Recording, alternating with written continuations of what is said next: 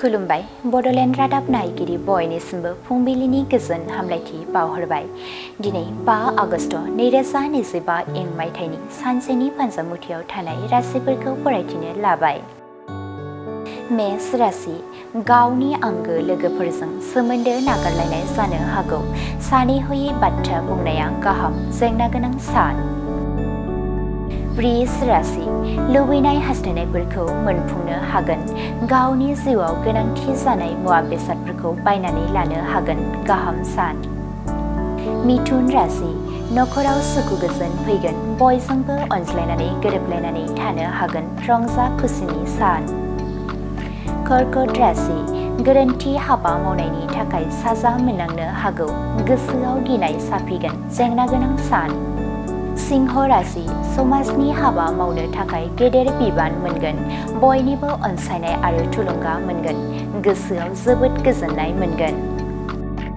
कन्या राशि गावनि गोब्राब नाजानायनि गेजेरजों गोबां जौखोन्दो लानानै आनजादाव उथ्रिसारनो हागोन। बयजोंबो बाख्नाय जागोन। जिउआव दावगालांनो खाबु मोनगोन। तुला राशि गेदेर बेराम आजार जानो हागौ। जानाय लोंनायाव सांग्राङै सोलिनांगोन, जेंना गोनां सान। वृश्चिक राशि जिउआव लानाय थांखिफोरा जाफुंसारगोन।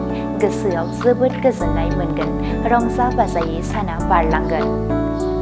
धनु राशि गेदेर खैफोद नुजाथिनो हागौ। बायजोआव ओंखारोब्ला सांग्रां जानांगोन। गोबां दुखु दाहा सहायनांगोन। मकर राशि खाबु गोनां सान।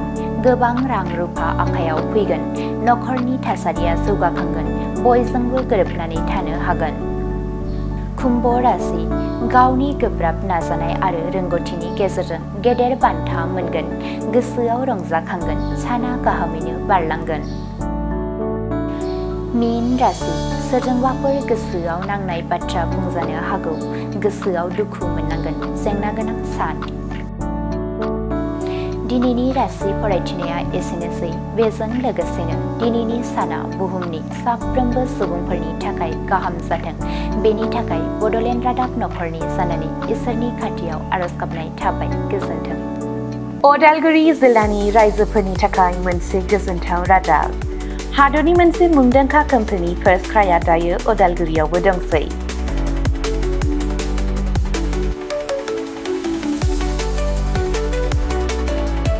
उदालगुरि रामपुर सकनि HP पेट्रल पाम्पनि साखाथियाव फार्स्ट क्राइनि फ्रेन्चाइजिआ 21 जुलाइआव बेखेवजाबाय।